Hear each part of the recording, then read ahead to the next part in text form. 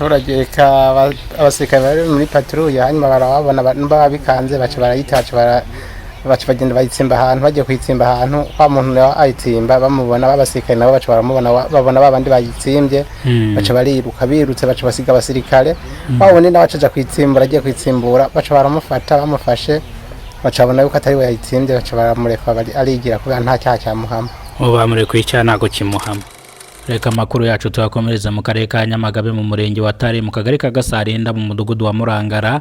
Ndahimana Jean Paul ushinzwe gukubita umugore wiwe akamukomeretsa. Ndahimana Vedaste abungu yashyikirijwe ubugenzacyaha RIB kugira ngo akurikiranweho ibyaha ashinzwe byo gukubita umugore wiwe akamukomeretsa.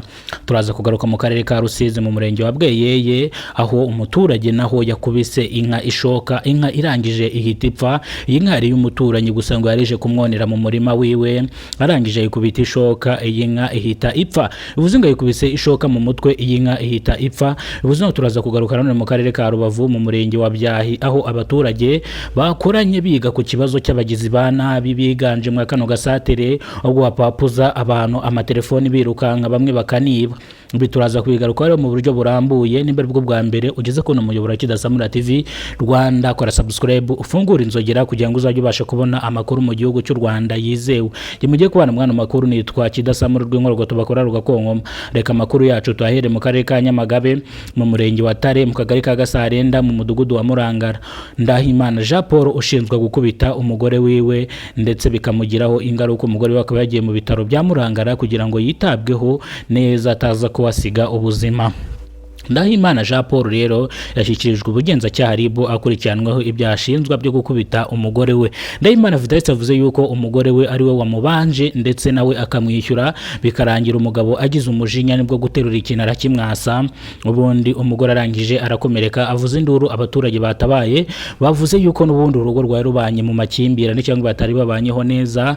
Bivuze yuko uyu mugabo asanzwe acu n'umugore inyuma bakaza bagaserera, uyu mugabo agashaka gukubita umugore ndetse umugore agahungira mu baturanyi akajya mu kurara mu mihana ahunze umugabo we.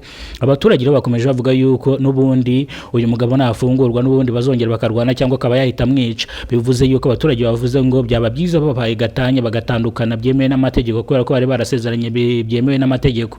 Abaturage bakomeza bagaragaza yuko urugo rwari rubanye mu makimbirane kandi byahozeho n'ubutabaye bushije baherutse kurwana bamenana amenyo, umwe yakuye undi amenyo, undi bamutera ingumu yo mu musaya amaranga igihe ngatarye.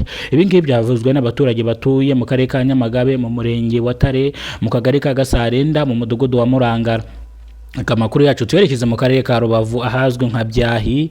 Ndetse mu Byahi abaturage bari gusaba inzego z'ubugenzacyaha RIB kugira ngo zitangire iperereza kwa bano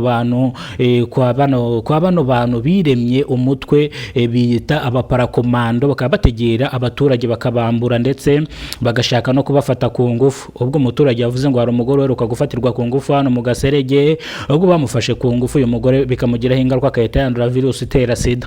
Ni mu gihe rero abaturage bavuze yuko polisi ndetse n'ubufatanye polisi n'ubugenzacyaha RIB rwose butangire bukore iperereza cyangwa bukore igenzura kwa bano bantu biyise abaparakomando bahohotera abantu batitaye ku cyo ari cyo. Gusa avuga ko abitwaje ibyuma, imihoro ndetse n'ibibando. Iyo bakwambuye ugashaka kuvuza induru baragukubita. Iyo udatanze ibyo ufite ku neza urakubitwa. Amakuru yacu reka tuyasubikire hano tute tuyerekeza mu karere ka Rubavu. Cyane impanuka ikomerekeyemo abasaga batanu. Iyi mpanuka ikabibereye mu karere ka Nyarugenge mu murenge wa Muhima mu mudugudu w'Imara mu kagari ka Nyarugenge.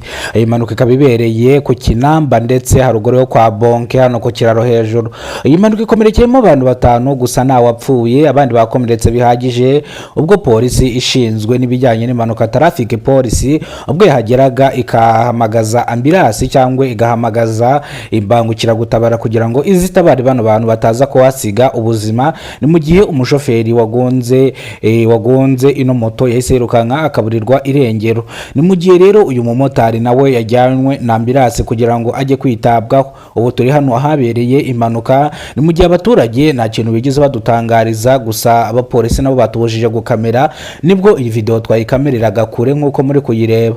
Bivuze ngo tuba twakoze ibihabanye n'ibijyanye no mu muhanda, ariko izi video kuzifata byo biremewe, ndetse ikitemewe no gufata umurambo cyangwa abantu bakomeretse, ariko wemerewe gufata amafoto amashusho nk'aya ngaya. Hari abanyamakuru njyanenga usanga impanuka yabaye cyangwa bari kuri sene, aho kugira ngo batabare bakaza bavuga yuko bakeneye amakuru, ugasanga bari gutunga abaturage mikoro, cyangwa ugasanga nk'uwakomerekeye mu mpanuka barimo baramutunga mikoro bamubaza amakuru, ariko bavuga ngo abanyamakuru nta muhwe bagira, icyo babishakira ni inkuru. Kandi cyane cyane ngo buriya ngo abanyamakuru ngo babonye ahantu habereye impanuka ngo baba bumva basakiwe, ngo kubera ko ngo ni ibyishimo kuri bo, ngo kubera yuko baba babonye amakuru bari buze gushyira hanze bakabona amafaranga cyangwa bakinjiza amafaranga. Abaturage bamwe na bamwe baravuga yuko abanyamakuru ari abagome cyane, babashinza ubugome bitewe nuko